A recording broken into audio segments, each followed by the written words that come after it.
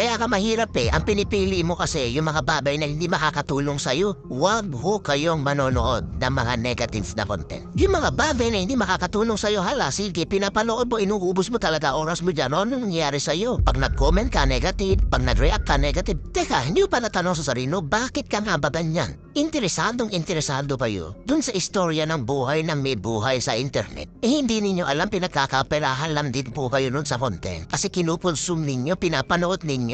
Hindi ko kayang ipangako na aasenso at yayaman kayo. Pero ito ang makakasiguro po ako. Kapag sinunod niyo po itong payo ko, makaka-move forward ka sa buhay. Ano ba yung dapat talaga gawin, boss? Para yung program na yan, kahit papano ma-improve ko yung mindset ko. And finally, moving forward na ako sa buhay. Okay, number 1. Ito na ho ang sikreto. Ito ho yung practice ninyo. 21 days lang po. Bakit 21 days? Kasi in 21 days na po program po ang isip po ng tao. Nagkakaroon po tayo ng behavior or habits kapag ka ito po ay consistently, araw-araw, ginawa natin for 21 days. 21 days consistently huwag ho kayong manonood ng mga negative na content. Ano-ano yan? Buhay ng ibang tao ang pinag-uusapan? Scratch. Chismis? Wag.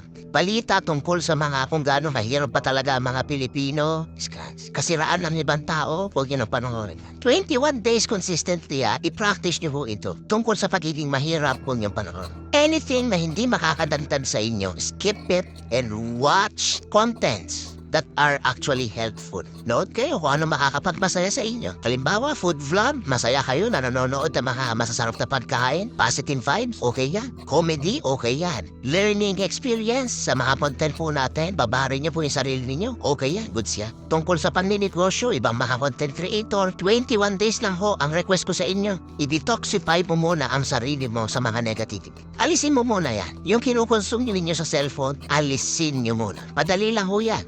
Pili lang mo kayo. Anyway, nag-i-scroll ka lang naman eh. Piliin mo na yung makakatulong at makakadagdag sa'yo. 21 days lang mga boss. In 21 days, I promise you, malaki ang magiging pagbabago sa buhay ninyo. Hindi ho kasi mapupura yung old programming po natin. Pero what we can actually do is we can re-divert our focus. Na kapag ka naging focus natin yung mga positibo at mga magaganda sa buhay, finally, magkakaroon ka ng mas magandang outlook at yung isip mo is magkakaroon ng magagandang idea patungo doon sa oportunidad na po pwede mong pasukin. Kasi yung iba, kita nyo interesado pa yun doon sa istorya ng buhay ng may buhay sa internet. Eh hindi ninyo alam, pinagkakaperahan lang din po ba yun nun sa content? Kasi kinukonsume ninyo, pinapanood ninyo. Might as well, yung panonoorin natin, yung i-consume natin, yung makakatulong na sa atin. Nire-remind kita na meron kang choice sa buhay, dati wala. Ngayon pwede kang mamili. Bakit po pinipili yung pangit para sa buhay mo? Hindi mo piliin yung maganda para sa buhay mo? In 21 days, yun lang po yung gagawin natin.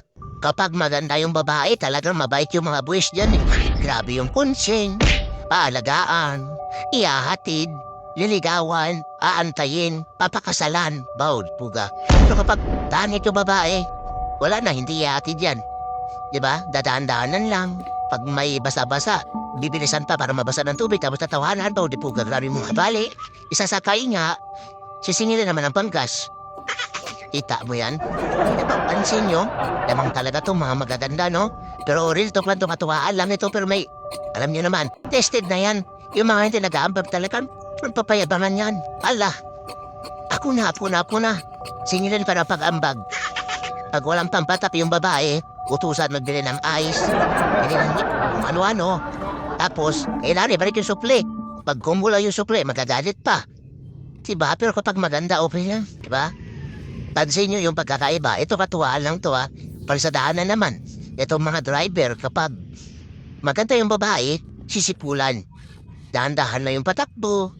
Talagang susundan talaga hanggang sa makalampas. Grabe yung lingon. Pero kapag bakit yung nalalakad, haharurutan. Diba? Gugulatin ang busina na malakas. Yan. Kita nyo yan? Diba? Pansin nyo. Itong mga magagandang babae, lalo na sa school, talagang papakopyahin, gagawa ng project, talagang todo concern, pag wala, susunduin sa boarding house, ihahatid, diba? Pero kapag hindi maganda naman, wala na. Hindi na magpakopya yung mga boys na matatalino, lalo sa mathematics, diba? Yung mga kaklase ko noon, kanyan mathematics namin. Itong babae na bubok sa math, Hala, sige, todo ang lapit. Ako na gumawa, ako na gumawa. Pero yung katabi ko doon, kaibigan ko doon na daw pa ko lamitsura. Magkopya, ayaw pa kopyahin. Porket hindi maganda? Wow, grabe naman kayo mga boys, oy. Ako boys din ako, pero kahit papaano naman, intindihin din natin ang kalagayan. Pareho lang naman babae yung mga yan. Yung iba lang talaga ng hulma yung mukha. Iba lang talaga yung pagkakahulma. Diba? Yung isa, mukhang mansanas. Yung isa naman mukhang santol. Mayroong mukhang lamka, daming bukol-bukol. O, may mukhang ubas, may mukhang hudas. Diba? Pero pare-pareho lang yung mga babae. Kaya ito sa mga boys naman, yung pagtrato natin sa mga kababaihan, huwag natin ibase sa itsura. Ha? Pantay-pantay lang yan. Dapat gano'n lang yung mindset mga boys. Focus lang ha. Focus lang tayo. Diba kawawa naman yung mga girls na yan. I love you.